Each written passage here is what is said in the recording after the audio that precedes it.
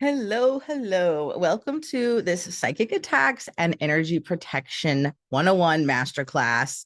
This is a very, very potent and powerful masterclass on everything that you need to know about psychic attacks, how to protect your energy, and the spirit of the matrix. And if you're unaware of about what any of those things are or how they correlate together, I'm going to be explaining all of that here. So before we dive in, just want to introduce myself to those of you who are new to my work. My name is Dr. Heather Hobson, and I have worked for well over 20 years in the healing arts, specifically with trauma survivors, survivors of all forms of abuse, including karmic or spiritual abuse, survivors of near-death experiences, out-of-body experiences, trauma related to psychedelics, plant medicines, and teaching fellow empaths, starseeds, mystics, healers, and spiritual warriors just like you how to protect and clear their energy from low-level distortions to very problematic high-level infiltration by malevolent spirits. This is a big topic, so we're going to go super deep today. I have several degrees in psychology, including my doctorate in clinical psychology, although now I'm fully retired from the mental health matrix, working in my spiritual business full-time because of how important this work is to spread the information about and to teach about. There's a lot of, I wish I had known some of this stuff, 20 years ago, 15 years ago, 10 years ago, even. I lived and worked in two of the probably most haunted places in Northern California, Humboldt County and San Francisco. And I've had so many different paranormal experiences in my life, some very magical, mystical, and some quite scary. In 2020, I had a very scary near-death experience due to a psychic attack in which I was nearly killed due to a secondary psychic attack. My fiance at the time was practicing baneful magic. He summoned one of the spirits of the matrix unknowingly, and it became severely infiltrated, possessed essentially by this entity. He was essentially possessed by inorganic ancient galactic parasite that we're going to be talking about here today that had completely severed him from source and from true light, and he became lethal. Only by the grace of my guardians, my protector allies, it was really a miracle that I survived what I endured. And it has taken me years to really heal from that to a place where I can actually talk about what happened and integrate everything that occurred to really make sense of it. It was definitely one of the more harsher spiritual initiations that I've had. I've had a few close calls over the years, a few brushes with death, but nothing quite like that near-death experience in 2020. It blasted my gifts open. It revealed to me a lot of false light, Akashic Records imprints, the synthetic matrix inversion itself. And now I'm really finally able to talk more openly about it and make sense of what it was, why it happened. And because I'm supposed to be teaching about this and helping other people unplug from the soul matrix reincarnation trap, many of my experiences have been very, very drastic, harsh, and intense. But it's just so important to note here, so important to emphasize, that's not the case for everyone. Okay. Not everyone is going to have as harsh of experiences as I have had. Those of you that have, you understand how scary it can be. And we're going to definitely go over some important information today. So it's kind of funny actually to think that I used to not believe in psychic attacks being real and was taught some very harmful, incorrect information about energy protection early on in my journey. And now I'm teaching this. I'm very vocal about it online because it's oftentimes the root of many ailments most people don't even realize. And then finally, before we jump into the meat of this workshop, I want to mention a couple really super incredibly important disclaimers here. First off, that this workshop is not a substitute for medical or psychiatric assessment, diagnosis, or treatment of any kind. Okay. This is informational and educational only. Secondly, and if you only take one thing away from this entire workshop, please let it be this: psychic self-defense, psychic protection, energy protection are not about fear. It's about sovereignty. You don't protect yourself because the world's dangerous and there's malevolent stuff out there. You protect yourself because your energy, your soul is sacred. This is your most important gift.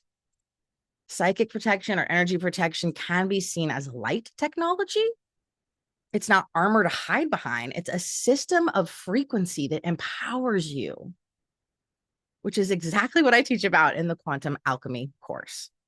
So please just remember that, as I'm going to be sharing some information that can feel a little intense for some people.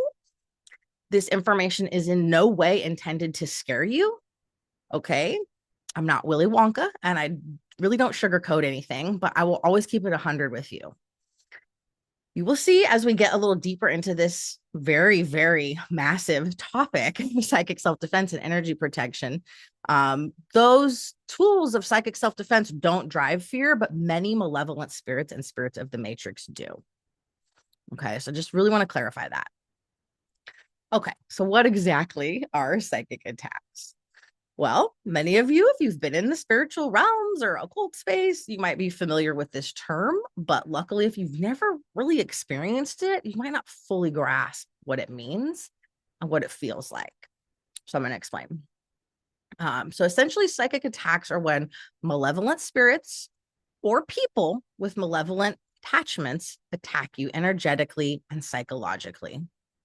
And the reason why an energetic attack is so intensely psychological as well is because our auric field, our auric membrane, which for those of you who don't know is like this giant energy field, giant bubble around us. We have multiple layers in our aura, and every auric layer connects to one of our chakras. So the auric layer that's closest to your body connects to your chakras. And so that layer has a lot to do with your physical body and your physical health, physical vitality. The outer layer is connected to your crown and your upper chakras. So that means when we get slammed with any kind of negative energy, whether it's a curse, whether it's a malevolent spirit, it hits us so intensely psychologically because it's hitting that auric layer that's connected to your mind. It's connected to your entire channel. And so oftentimes when people are experiencing psychic attacks, it drives panic attacks, extreme anxiety, extreme paranoia, very disorienting, because oftentimes, especially if your third eye is not fully open, you might not even be seeing what's coming your way. But you're going to feel it. And it can drive a lot of different types of things because that mind-body connection with the auric layers is very strong. So when psychic attack occurs, there's kind of like a funnel of negative energy coming at you. This can be curses that you accidentally tripped. This can be spirits. This can be both. This can just be people that have ill intention. Sometimes it can just be someone that's jealous of you or angry at you. This can be conscious. It can be unconscious. But when this lands in your field, in your energy field, depending on the state of your auric field, it's going to drive a lot of psychological symptoms. And it can also drive physical symptoms depending on your personal Achilles heel. So if you tend to be like more prone to certain physical ailments, if you have a lot of physical health issues like gut issues, migraines, etc., it can flare that up. If you tend to be someone that struggles more with like anxiety or depression, it can flare that up. Most people tend to have one or another. Sometimes it's both. Some people have both. So the state of your auric field determines how these psychic attacks land. And that means if your energy field is unprotected, there's nothing that's going to be a buffer between you and whatever's hitting your field. And this is one of the reasons why there's this belief in the new age, in the spiritual space, that like if we're too high vibe, nothing can attach, nothing can touch me. I see people going around saying that all the time. Oh, you just need to vibrate higher. It's just a frequency problem. Oh, you're attracting that because you're low vibe. Until they do, unfortunately, have the experience of getting attacked by someone or something, and it really traumatizes them because there's nothing between you and whatever is coming towards you if you're walking around thinking, oh, I just need to vibe higher. I just need to pretend to be happy. It's the toxic positivity. That's not helpful, right? And so this is where, when our own egos get in the way, right? Protecting our shadow and all the things we don't want to address about ourselves and our spiritual practices, it can sometimes leave us very vulnerable because when we have multiple layers of protection, we're working with our true light spirit guides or our divine underworld guides, our star guides, our spirit team. They have a layer of defense there. But then there's all different types of protection mechanisms that we can also employ. like cloaking the aura, having protective talismans, energetic guards, or sentries in your home. When you have a lot of different protection up regularly, you're reinstilling it, you're claiming it, right? To protect the sacredness of your soul and your energy. Those things kind of act like coffee filters. So even if a large attack of some kind does hit, it's severely watered down. So by the time you feel it, it might just be like a minor inconvenience instead of something really intense that's coming your way. But if your field is damaged in any capacity, that can cause a lot of different problems because the aura is not clear, vibrant, strong. And so this is something that can usually catch people by surprise because when we incarnate from a past life, right, into a new body, we think, cool, I'm like in a new body. That means clean slate, right? New body, clean slate. Well, we are kind of getting a new body, a clean slate in a way with physical regards, a new body, but because your soul carries your chakra blueprint from all lives, and that carries the memory of everything that's ever happened to your soul, carries density, carries trauma, it carries everything, every contract and all the attachments from past lives as well. So when all that stuff gets put into a new body, that's how some of this can manifest, like chronic health issues from past lives. If you've had severe trauma condensed in one area, for example, the witch wound, right? I tend to see a lot of people that have throat issues. This could be thyroid issues. They could get sick a lot, chronic sore throats, or they just have a really hard time speaking their truth. They feel like they can never communicate clearly, things like that, because in a lot of past lives, they had a lot of trauma to that area, that energy center. If you've been hung, beheaded, suffered a lot of repression, not being able to speak out, all of that stuck energy will continue to manifest and drive physical issues, even though you've incarnated in a new body. And in past lives, if you've had extensive trauma, fractured your energy field, if it's shattered your aura, if there's holes in your aura, sometimes the energy body and the chakras can be fractured, and they can also be missing, which I know sounds a little wild, but I have had clients come to me when we sometimes find out, oh, their chakras are missing because they sold them in a pact for protection or to get out of some horrible experience that they were dealing with in a past lifetime. Or if they've been really cursed, really badly attacked, that can sometimes shatter your auric field, and then it can shatter the chakras that are connected to that layer of the auric field. So you might be sitting here wondering like, whoa, that's kind of intense. Again, that's maybe more of an outlier, but that can happen. That can happen. And sometimes we, in past lifetimes, we have cursed ourselves. Again, we see this a lot with the witch wound. We've cut ourselves off from source. We've tried to block or shut down our gifts because we think they're the reason we're suffering or the reason we've been getting killed. And unfortunately, when we curse ourselves, we're taking all of our power and all of that energy and sending it right back on ourselves. And there's no barrier between us and us, right? Versus when it's coming from an outside force. So if you've been a practitioner of some kind of healing practitioner, a witch, a shaman, a priestess, a mystic in past lives, and other people have been hitting you, that can be very detrimental. If you had enough energy protection up, there was at least some kind of buffer, right? When it's coming at you, but when we're sending it on ourselves, there's, again, no protection between us and us. So I've seen that with different clients having to do extensive soul retrievals, extensive chakra retrievals, and fix some of those problems. And so I say all of that because if your field is shattered and fractured, if there's holes in your aura, you're missing a piece of your soul, when more energy comes to hit you, it's just going to fracture things more. Like if you were about to drop a teacup that was made of china and it's already fractured or it's already been glued back together once, there's pieces that are just delicately hanging on. If you were just to kind of flick one of those pieces, the whole thing would crumble. And so that's what can start to happen with our energy field. Okay. And so a lot of the times when I find that people are having psychic attack issues and why that happens and what causes it is we're finding out there are missing pieces of the soul. Soul loss is very common. Again, even after you incarnate into a new body. The soul can break off little fractures, little fragments of it due to almost any type of trauma from past lives. And this doesn't always have to be something violent. It can be an immense emotional trauma where the heart breaks, something gut wrenching happens. We can lose a piece of our soul.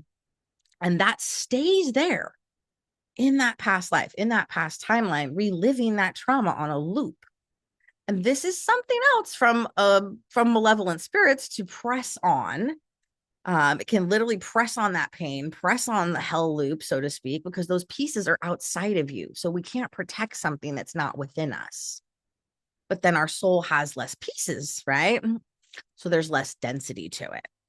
And so when we're operating on like 60 or 70% of ourselves, only 60 or 70%, maybe even 80% of our soul, this also is what opens us up to psychic attacks or energy distortions, because there are empty spaces in the energy field, or voids, sometimes people call those. And so it's very difficult to protect yourself if your field is shattered, or if there's significant soul loss, even a little soul loss sometimes, which is why I teach really, really deep healing inside the Quantum Alchemy course. We're not just clearing spirits. We're not just throwing up protection. We're actually deeply healing your field after we get everything out the inside, right? After we've journeyed to past lives, because most of the time I find that there are people, these holes, right? Or gaps in the aura, and really problematic things are getting in. So if someone's cursing you, or you've had a spiritual awakening and the spirits of the matrix kind of just got activated for you, they're going to more easily creep inside there. Just like if you went to sleep with your front door wide open, anyone can just walk in without even having to knock or break in, right? They can just walk into your house and take whatever. So this is kind of what happens with our energy field and with soul loss as well. This is causing the most damage for people when they're getting any type of attack. Their field is damaged and exposed. And so this can be super jarring for people, right? There's when you finally figure that out, like, oh my gosh, there's a lot of holes in my auric field. Or if you're currently or in the past have been a victim of psychic attack in this lifetime, or any type of negative energy feels like it's hitting your field, spirits, curses, both. Oftentimes that's waking up and stirring everything that's already inside of your field too. And so when we can finally detect what's going on, that, people realize there's some type of attack or energy distortion that's coming at them, they clear that from the outside. And then the anxiety, the paranoia, whatever the other symptoms are, doesn't stop. They're like, what the hell, right? And it's because what just slammed your field woke up the stuff that was inside, and all of that is going haywire too. And so this, again, tends to go against the belief that many people are fed in the spiritual space. Like, once you're high vibe enough, you can't pick up an attachment. Because in a way, there is a part of that that is true, and there's a part that's definitely not true. And it's so dangerous when people fully buy into that. So I think what people mean when they're saying that is typically about low level or parasitic entities. So parasitic or low level entities are kind of the easiest to deal with because they're born out of our collective shadow. They're born out of our own darkness. And so the shadow is just what we are unaware of. Light is consciousness. We bring light to shadow that essentially illuminates the areas where we were blind, where we had those blind spots. And because entities are born out of shadow and we use light consciousness or light technology to clear that entity, they just dissolve very easily. Entities are frequency-based, those low-level parasitic entities. They can attach due to trauma in this lifetime and past lifetimes. Again, they exacerbate those trauma responses. So when people go on a healing journey and they start to heal trauma, there's a lot less density in their field. It is possible to transcend higher, right? And not really pick up entity attachments that much anymore. So that's where that belief comes from. It is possible to be high vibe enough to not pick up low level entity attachments or parasitic attachments, low level parasitic attachments. However, every other type of malevolent spirit including vampires, psychic vampires, Wendigo, skinwalkers, all the different negative, malevolent galactic beings, spirits of the matrix. Everything else hides behind a glamour wall or a glamour veil, which allows spirits to distort and hide their frequency so you can't feel the weight, the heaviness, and the darkness that's in your field. And it allows the spirits to distort your ability to see. So this can sometimes make your third eye look dull, kind of spotty, can make some of your psychic gifts and ability feel kind of spotty, clairvoyance, clairaudience, clairsentience, sometimes claircognizance as well. And sometimes it can actually make some of your gifts feel super intense, bright, even trippy, almost like a psychedelic experience. And when that kind of like wanes and peaks, like some days maybe it's really trippy, and some days it's like dull, it's plateaued. You don't feel like you're getting anything. What's often happening is a malevolent spirit of some kind are using their glamour to distort what you're seeing so they can hide themselves, so they can amplify the things they want you to see. And then the problem there is that it weakens these different energy centers, particularly the third eye, over time. So whenever people go on a journey around clearing out like vampiric spirits, for example, what they end up finding a lot of times is that their actual third eye was a lot weaker than they thought, because without all that glamour there, it's not just like injecting things right into what they're seeing. And so the problem there is with all those spirits hiding behind a glamour, when people don't know about them, they don't look for them. You don't see them easily. You don't see anything in your field when you look. You might see them in other people's fields, but you don't see them in yours. And so that's a little bit of how we have this very distorted false light belief of like, I can be high vibe enough, right, to never have any attachments. Okay, it is possible to be attachment free, but what it actually takes for us for that to happen is very different than what people believe. Okay. And so what a lot of times people are told is like, just put this cocoon of light around you. Spirits can't touch you. But that doesn't remove distortions and attachments that are already inside of your field. And this is one of the reasons I'm so adamant about helping people understand this, is because most of the time when we're, dealing with a dangerous situation, you're getting attacked by spirits, you've tripped some type of ancient curse, you're dealing with all this really unpleasant stuff in your life, you're having constant tower moments, they don't feel divine, it's just like chaos, misfortune, it's not fun, right? The biggest issue is the stuff that's inside of our field already. Because when this happens, if anything is hitting your field from outside, even just someone being nasty to you, right? It awakens and reactivates everything inside. And so you're getting attacked from the outside and then the inside out as well. And so that's very, very unpleasant, right? And obviously, I'm not saying this to scare you guys, okay?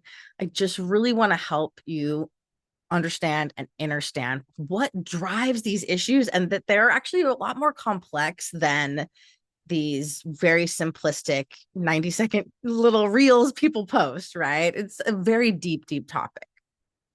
So now we're going to talk a little bit about what can cause psychic attacks to hit your field. So one of these things are tripwire curses. And so this is dormant, usually quite ancient curse energy that's laying in your field that is set up to be activated upon a certain time or when you take a certain action. And so what can happen with this when people are getting attacked, it can feel like someone's hexing you or someone's cursing you.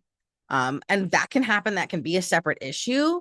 We're going to talk about that a little later. But the problem with tripwire curses is that this is ancient, dormant energy we carry from past lifetimes. A lot of times it came from ancient Babylon, in lives where we were deep in ritual, or maybe we were also deep in baneful magic. A lot of us that are here participated in the creation of the matrix, the synthetic or shadow matrix, the soul matrix loop, and a lot of these things that we consented to in past lifetimes. If we participated in that ritual, we consented to certain terms of participation as well. Those contracts, those agreements don't just shut off. the energy that lies in our field.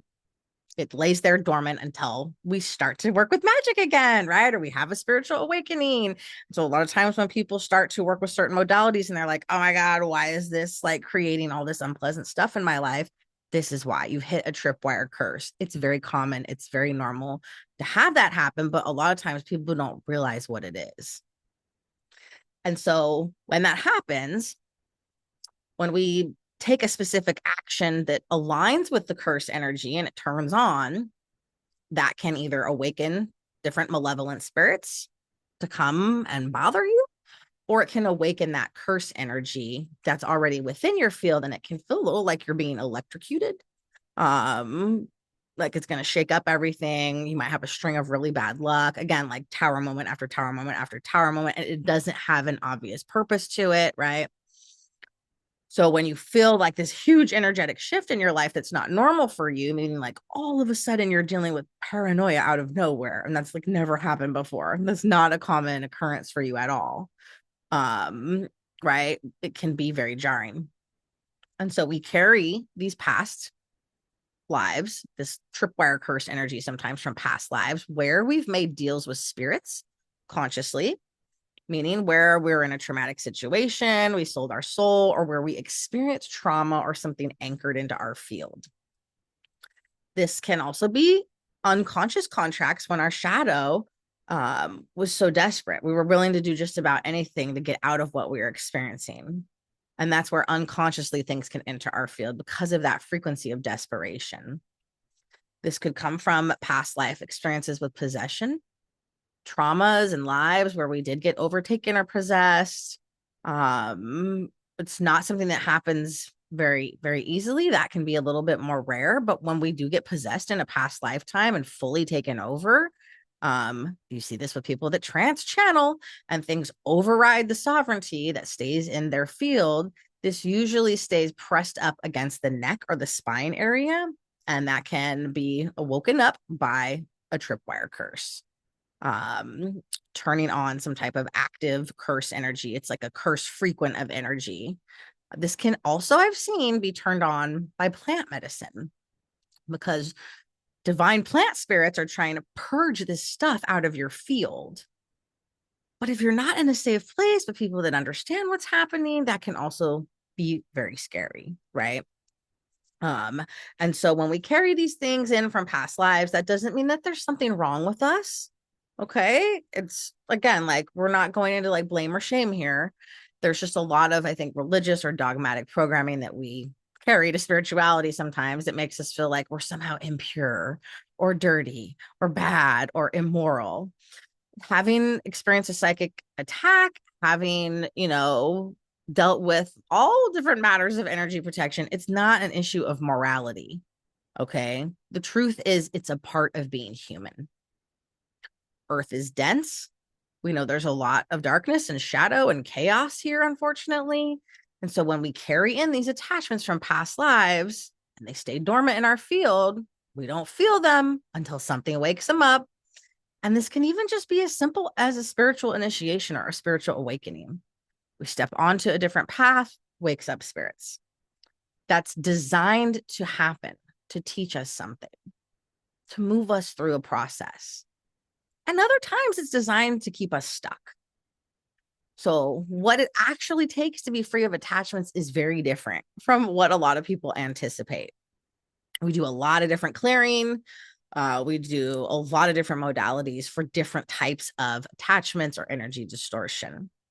There's a lot of shadow work that needs to take place because our shadow, our unintegrated shadow, meaning the parts of our unconscious mind that we're completely unaware of, are the exact openings for these spirits to operate through and attach through. So what we're consciously aware of about ourselves is really only 5% of our brain. And then there's like all this other stuff that's unconscious, subconscious, shadow material. So if you think about how much there is from past lives and ancestral imprints and things you haven't fully emotionally unpacked from this lifetime, repressed memories and things like that, it's kind of like a malevolent spirit playground of sorts. And so we can carry this belief that we're somehow impure. If we have darkness, the bulk of our psyche is darkness. But until we go in to bring consciousness and light there, which we can do, right? We can use this energy protection. We can use quantum alchemy, this light technology, to create more consciousness and more light. Because the deeper that you go into your shadow, the more capacity you have to hold true light. That's a super important point to take away as well. So if and when malevolent spirits are kind of anchored into our shadow, they're anchored into traumas. So when we kind of address that, we pull up that spirit to clear, we're also pulling up that trauma from our shadow to heal. We have to have the capacity to heal. Otherwise, we can't really deal with that spirit attachment, which is why we never just wake up to all of the attachments at once. It would completely fry us psychologically. There's too much in our shadow that needs to be healed. It's a process. I've never seen anyone have a completely clear and free field from like one meditation or one healing. It's a process. And there's definitely a systematic way that you can do this. So it is manageable. Okay. And then one of the things I think that people tend to struggle with when they're on the spiritual path is they don't want to keep clearing themselves. They're like, oh my God, I can't just do this in a quick and easy one-time deal. They don't want to keep protecting themselves. They don't want to keep clearing themselves. I totally understand that. We're really conditioned to want these quick fixes, band-aids, slap it on surface level solutions to stuff, but that's not how this work happens. So a lot of times when people give up, they get burnt out on doing this type of work. They don't want to keep going into their shadow, or they don't have the right tools to really fully address the root of it. I think that's more of the core issue here. They just stop. And then they start to actually have all these energy distortions in their field that they're just not dealing with. And so when we start to go down this path, we have to walk all the way through it because there's really no going back.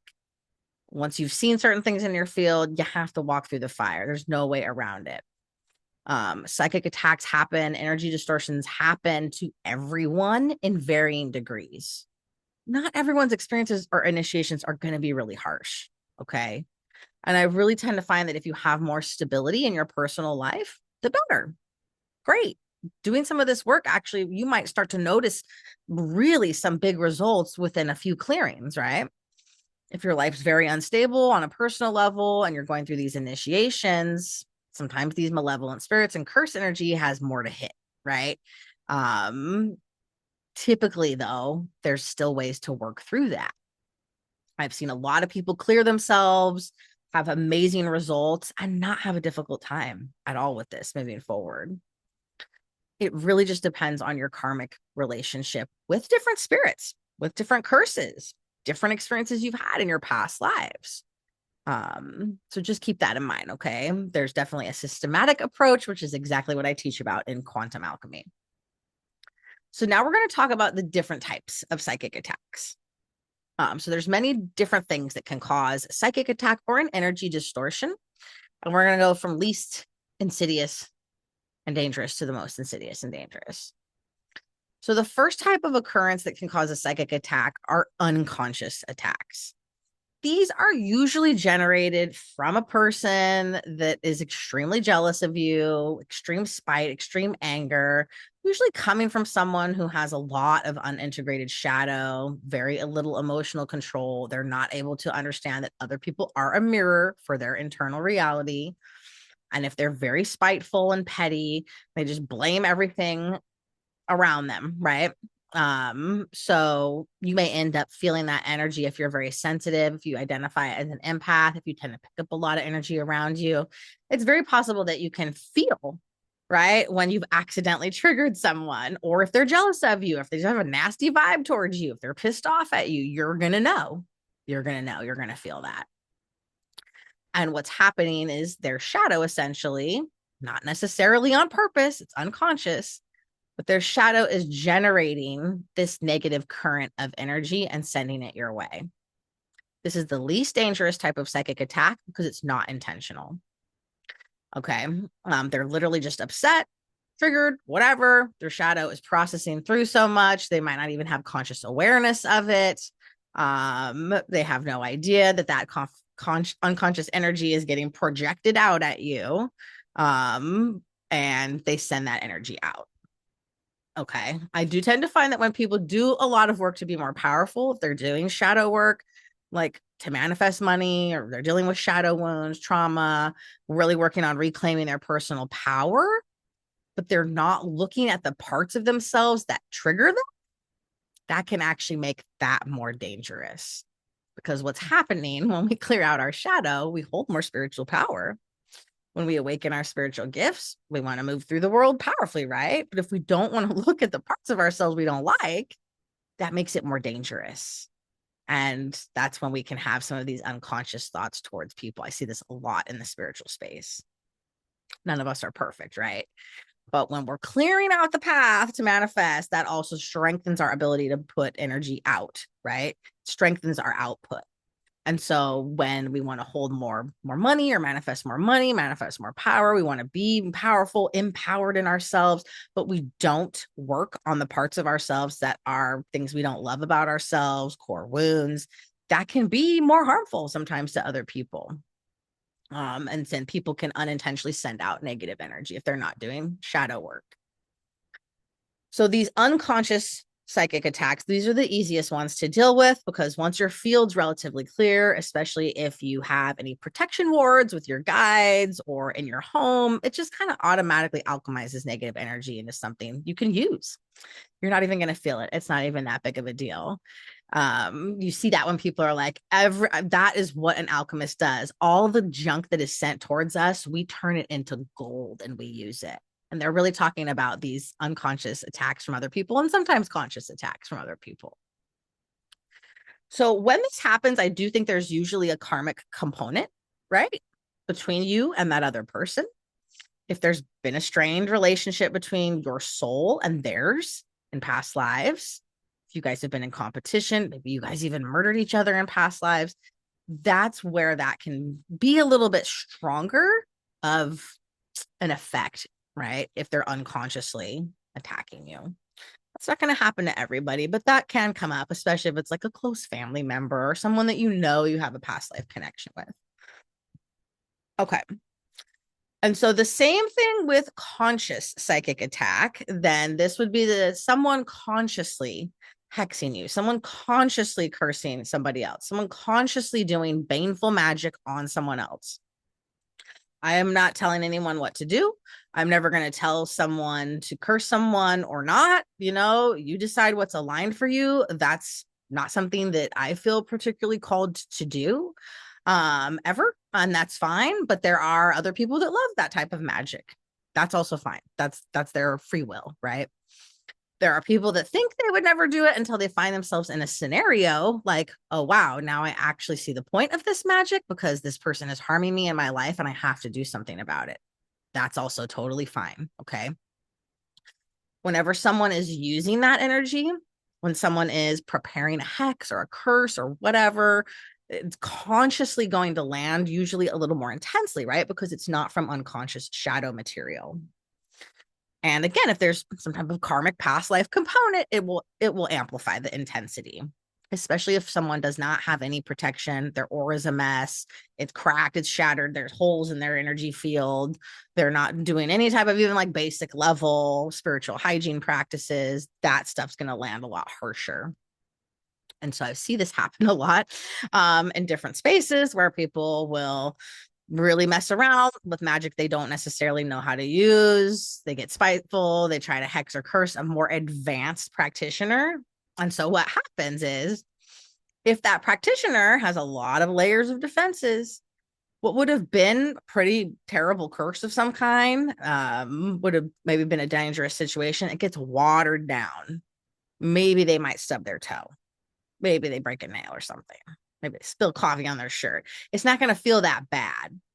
But if the person's sensitive and they don't have those protection wards up and they know how their energy normally operates, right, you can kind of tell when you pick up something, and it can land a lot harsher. And so what happens is when people automatically just reverse magic right? Which again, I'm not telling people what to do here. You decide what's best for you. Just be warned that sometimes this can backfire on you. So you can decide, right?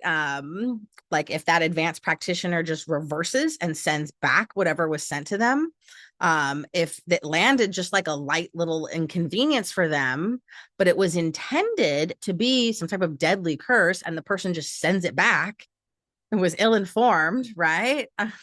Then it's going to land that way when they send it back if you're doing reversal magic. And that can be detrimental to someone, right? Especially again, if they don't have protection and they don't understand what they're working with. So when that stuff gets sent back, it kind of wrecks the person because it gets sent back in the energy it was intended to land with. Doesn't get sent back how it got watered down because that other person had all the protection and they understood alchemy, right? And so I say this because this is where people can like fuck around and find out, and it's not fun. So be cautious. So those are the first two types of psychic attacks: unconscious and conscious from another person. Those are not as dangerous because, again, they're happening from a person. They're not happening from these other powerful malevolent spirits or spirits of the matrix. So the next type of psychic attack that people can experience is the result of a tripwire curse. We talked a little bit about that just a little while ago, but just to reiterate, that's when dormant energy that's laid in your field is set to go off at a certain time, a certain action. That often happens automatically when people have a spiritual awakening, particularly starseeds or people with some type of important soul mission. It kind of notifies, if you will, it activates the spirits of the matrix. And it's meant to derail you, block you, or throw you off your path because we are here for a big purpose. People, people know that are watching this, right? It's part of the reason why, when we have that spiritual awakening, people have these like really intense, I've had quite a few of them myself, really divine tower moments where their whole life goes to shit. But it never stops. Right? It's different. A tower moment, going through a tower moment, or a year in your life where you're really reinventing yourself is very different than a continual tower moments that are not divine, and it never stops because they're tripping curses. They're trying to connect with guides. They're using magic their soul hasn't used in thousands of lifetimes. And so unfortunately, when people don't want to touch baneful magic because they've been so conditioned to believe they're above it, or whatever. Again, I'm not saying you have to use this. You don't need to.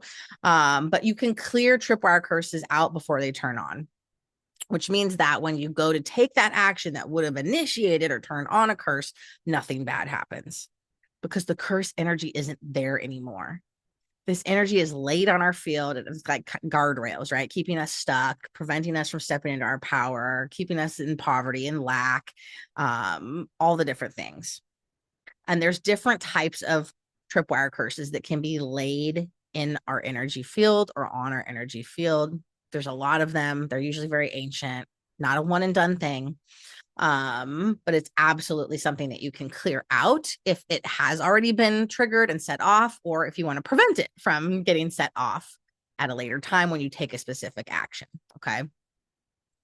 And then the last type of psychic attack I want to talk about is typically the most dangerous, is when you're getting attacked by malevolent spirits, particularly spirits of the matrix.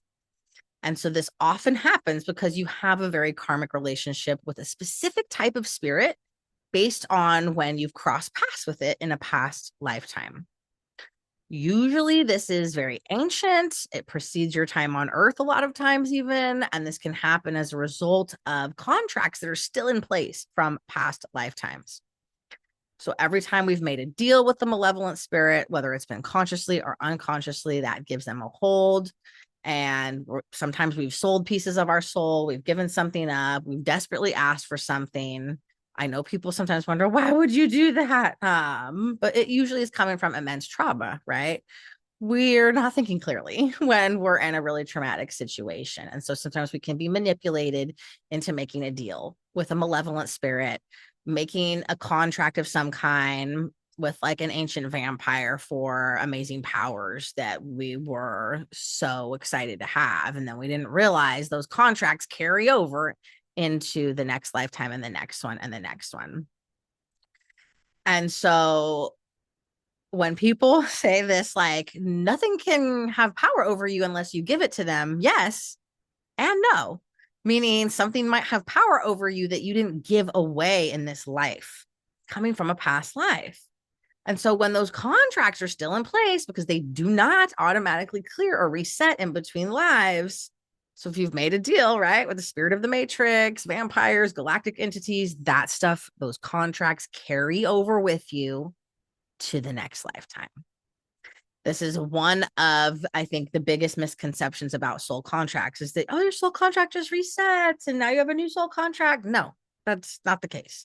Time is not the same in the astral, right, as it is here on earth. But I'm in a new body. I'm in a new lifetime. I have a new contract, right? What is my soul contract? What's my soul purpose? Well, you can't even really see it clearly if you have all stacks of contracts from other lifetimes with malevolent spirits that are like, you you said I can have your energy. You said I get to siphon you. You said I get to be in your energy field right here, right here. You signed this 4,000 years ago. So that's why I'm here. Right. Um, so that can be really disheartening when we figure that out. But again, this is a process. There's ways to clear this out so you can be free and clear of this stuff. Okay. So I think the next thing we're going to talk a little bit about here are, yes, the spirit of the matrix, because these are also, there's quite a few different ones. If you guys have taken the Spirit Pyramid Masterclass, I talk about this extensively. Kind of just going to give a quick overview here. We're not going to get too deep into it, but there is essentially a spirit pyramid, right? That as we ascend through different initiations on it, the level of malevolence increases, but the number of spirits decreases. And this is how we're actually able to reclaim our sovereignty and escape samsara, or escape the reincarnation trap, the soul matrix loop that keeps us coming back to earth, stuck here, stuck here, stuck here, lifetime after lifetime. And so we talked a little bit about at the bottom of that pyramid, there's low level parasitic entities, lost souls, parasitic entities. They're very easy to clear. You blast them with light, they just kind of dissolve because they're made of our collective shadow. Then there's a glamour wall. Everything else sits behind that glamour wall, including vampires, Wendigo, Skinwalker, Bruxas, galactic parasites, the tentacle man, the spirit of the matrix, mind flayers, doppelgangers, realm walkers, and essentially the highest up, the false trickster god. There's many different layers of this. The spirit of the matrix is essentially an ancient galactic parasite. And because our universe has polarity and duality, if there's unconditional love, source, creator, light, there has to be something else that exists as the polar opposite because of that polarity balance. So if there's true light, God's sources, unconditional love, there's darkness, there's abyss, there's evil, there's separation. That frequency of that spirit of the matrix is so gross. It literally feels like you're in a black abyss. It's very, it's very creepy. A lot of people refer to him by different names. The tentacle man, the spirit of the matrix, because he has these black tentacles astrally that reach through people, and can kind of latch into their field. And he is one of the most dangerous to hit up against. He drives a lot of spirit or psychic attacks, and he's essentially hooked into everybody and everything because we all participate in the matrix until we wake up to it and we take the necessary steps to get out of it. You don't just get out of it by having an awakening. I wish that were true. I wish that were true, you guys. Yeah, we've been conditioned to think that, we're exiting the matrix now because we're aware there's a matrix, right? This 3D life that we're set up in before we have a spiritual awakening. We're conditioned to believe that exiting is just as simple as having a spiritual awakening and seeing it for what it is, but it's not that simple. And that belief can be very insidious because we think, okay, have a spiritual awakening. I'm not in the matrix. I'm not in the matrix like those people that aren't awake, right? And we just get sucked into deeper and deeper layers of it because we don't know how any of this stuff works. It's highly forbidden, hidden, cursed information that is very hard to access. So the spirit of the matrix, the ancient galactic parasite, essentially he gained so much power because he got control over all these other types of spirits in that hierarchy, that spirit pyramid, forcing them to do his bidding. So how he does this with humans and with spirits is he takes something that the human or the spirit desperately wants and needs, and then he makes them gamble for it back. Makes them sign a deal to do his bidding, to do something for him to get that back. He doesn't give it back freely, right? It kind of makes you chase it like a carrot on a stick. And so he did that with various different spirit races, vampires, Wendigo, many different galactic races that were once divine, sovereign beings. And any level of malevolent spirit you come across is essentially owned and controlled by the spirit of the matrix. And they say that because when people go through this process, when you've had an awakening, if things kind of start getting wonky, energy distortions, or you're getting attacked, you clear out some entities, you find a vampire, you clear out a Wendigo from your heart space, maybe, right? But it's actually the spirit of the matrix behind it all. And the problems don't just stop, right? Because he's driving it. And there are soul matrix contracts associated with past lives where this was problematic. Okay. And this can be where we start to trip curses, right? Because the matrix is essentially just giant curse energy that's been planted into the earth. And so, how this was created was during ancient Babylonian times, where the spirits of the matrix infiltrated earth and a giant baneful magic ritual was done to basically plant the synthetic matrix into the earth grids. And so when that's hooked into our field, that will essentially trip curses when we try to break away from it. It'll activate spirits that try to put guardrails on us once again. And all of this is happening because when we are indoctrinated into the system is feeding off of us and siphoning our magic, siphoning our power, our life force, our energy. It's fueling the very thing that's keeping us in prison. And so if all of that were to stop, all of these spirits wouldn't have a food source anymore.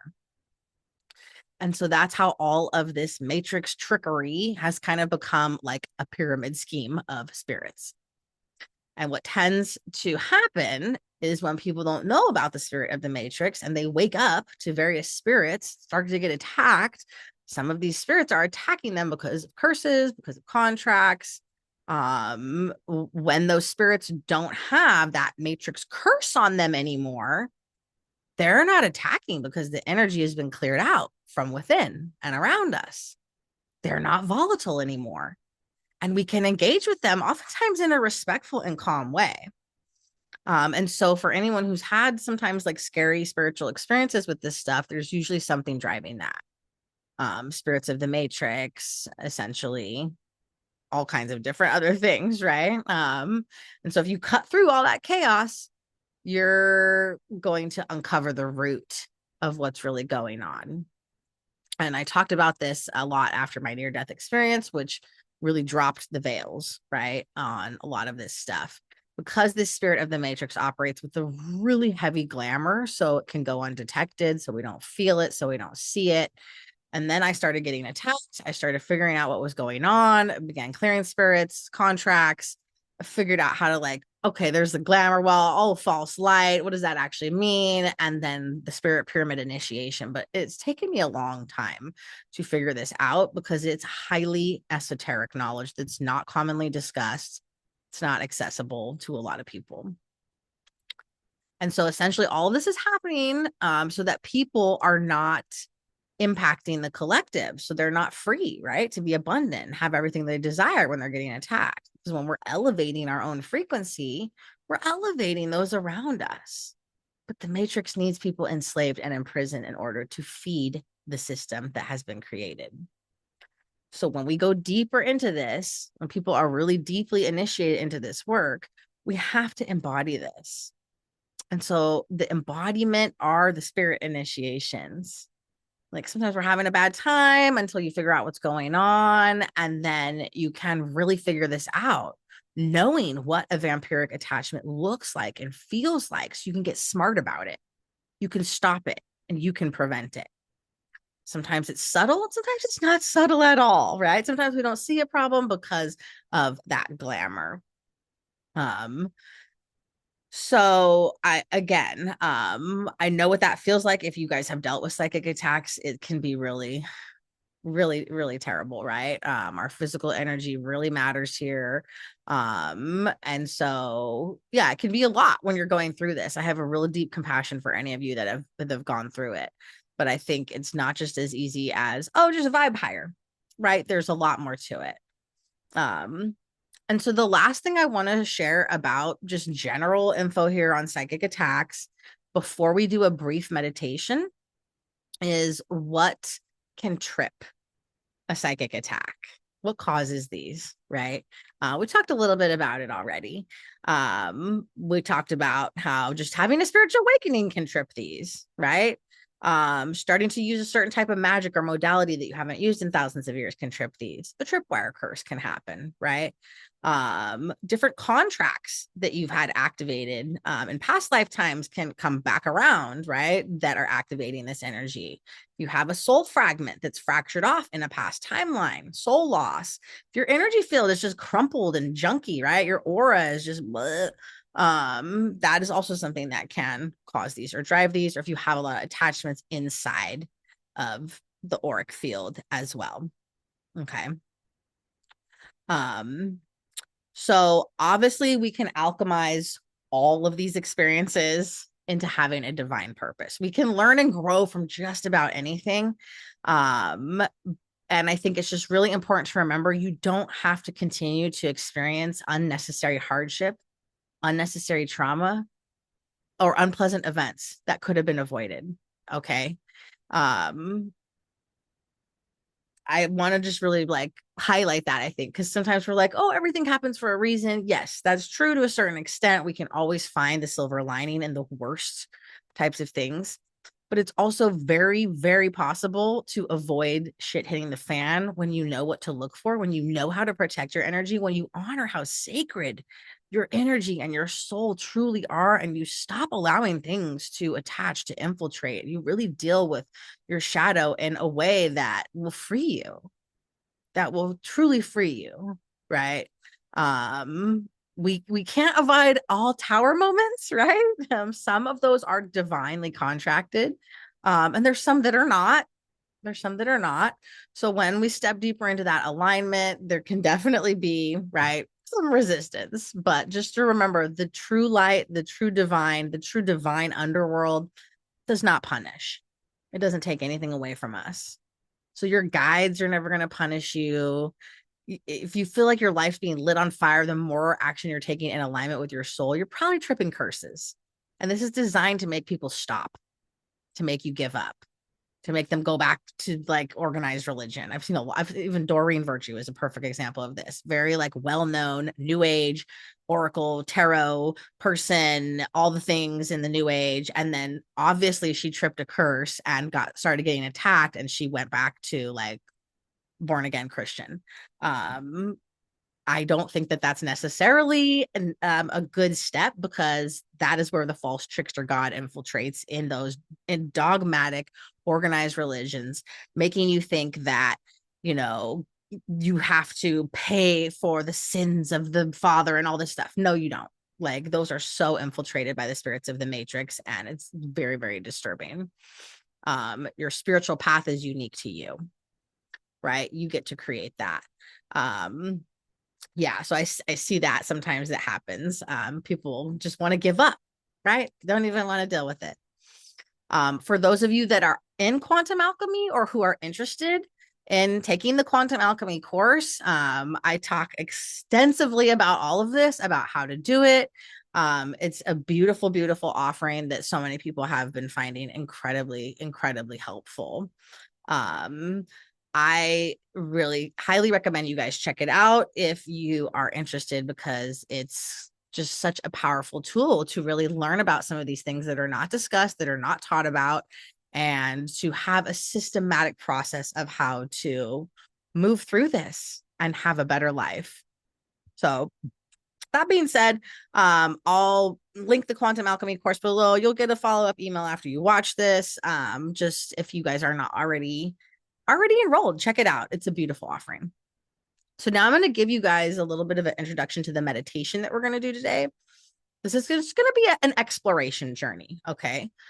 So we're going to go into this meditation. We're going to relax. I'm going to have you connect with your guides, with your true light guides, whether you're very familiar with them or not.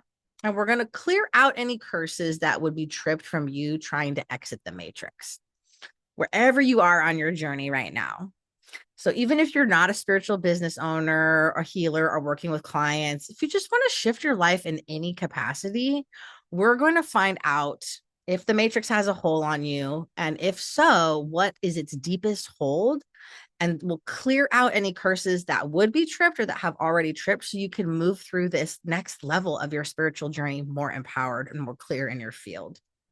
So we're just going to do a little bit of discovery, okay? And I'm going to break up the recording. So the meditation will be attached separately. You can come back and just do the meditation. You don't have to watch the entire video again. So find that just below this. It'll be linked. And again, thank you guys so much. Please feel free to reach out to me if you have questions. Again, this is a huge topic I talk much more about in quantum alchemy. So please sign up if you're interested and you can become an advanced quantum alchemy practitioner.